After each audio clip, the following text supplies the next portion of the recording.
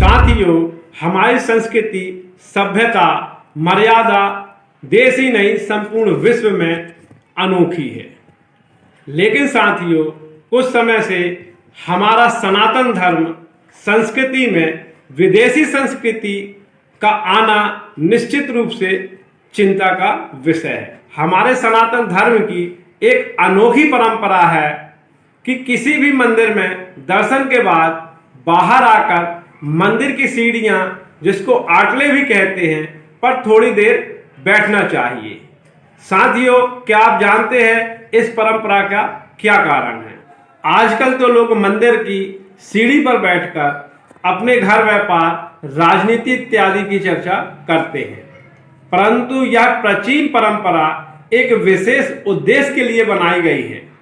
वास्तव में मंदिर की सीढ़ी पर बैठकर एक श्लोक बोलना चाहिए। यह श्लोक आजकल के लोग भूल गए हैं। इस श्लोक को मनन करें और आने वाली पीढ़ी को भी बताएं। साथियों, श्लोक इस प्रकार है। अनायासेन मरणीयम बिना दन्येन जीवनम देहांतम तब सानिध्यम देहि में परमेश्वरम। साथियों, इस श्लोक का अर्थ है अनायासेन मरणीयम, अर्थात बिना तकलीफ के हमारी मृत्यु हो और कभी भी बीमार होकर बिस्तर में ना पड़े, कष्ट उठाकर मृत्यु को प्राप्त ना हो, चलते फिरते ही हमारे प्राण निकल जाएं। बिना दन्यम जीवनम, अर्थात साथियों परवशता का जीवन ना हो, कभी किसी के सहारे ना रहना पड़े। जैसे कि लकवा हो जाने पर व्यक्ति दूसरे पर आश्रित हो जाता है, वैसे परवश या बेबस ना हो। ठाकुर जी अर्थात श्री कृष्ण जी की कृपा से बिना भीख के ही जीवन बसर हो सके। देहांते तब सानिध्यम, अर्थात साथियों जब भी मृत्यु हो तब भगवान के सन्मुख हो।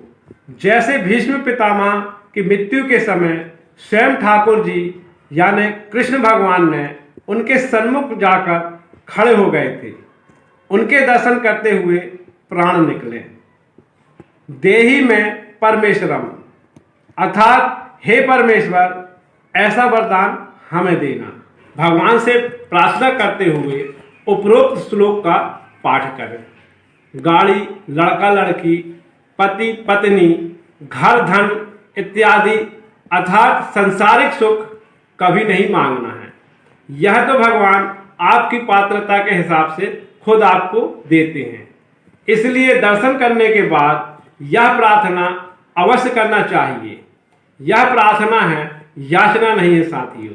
याचना संसारिक पदार्थों के लिए होती है, जैसे कि घर, व्यापार, नौकरी, पुत्र पुत्री, सांसारिक सुख, धन या अन्य बातों के लिए जो मांग की जाती है वह याचना है, वह भीख है।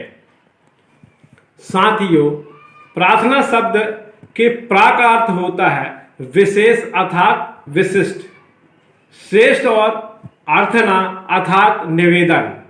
प्रार्थना का अर्थ हुआ विशेष निवेदन। मंदिर में भगवान का दर्शन सदैव खुली आंखों से करना चाहिए, उन्हें अच्छे से निहारना चाहिए। कुछ लोग वहां आंखें बंद करके खड़े रहते हैं। साथियों, आंखें बंद क्यों करना? हम तो स्वयं प्रभु के दर्शन करने आए हैं। भगवान के स्वरूप को, उनके श्री चरणों का, उनके मुखारविंद का, उनके श्रृंगार का संपूर्ण आनंद लेना चाहिए।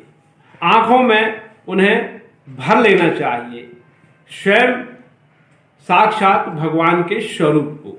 दर्शन के बाद जब बाहर आकर बैठें तब नेत्र बंद करके जो दर्शन किया है उस स्वरूप का ध्यान करें।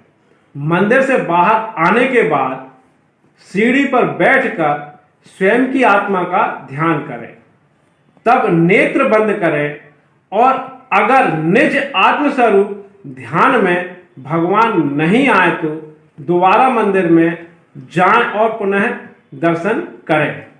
साथियों, यह है हमारे सनातन धर्म की व्यवस्था और हमारा सनातन धर्म, जिसमें पूजा और दर्शन और भगवान का ध्यान कैसे किया जाता है, यह विधि को बहुत स्पष्ट रूप से इस श्लोक के माध्यम से समझाया गया है।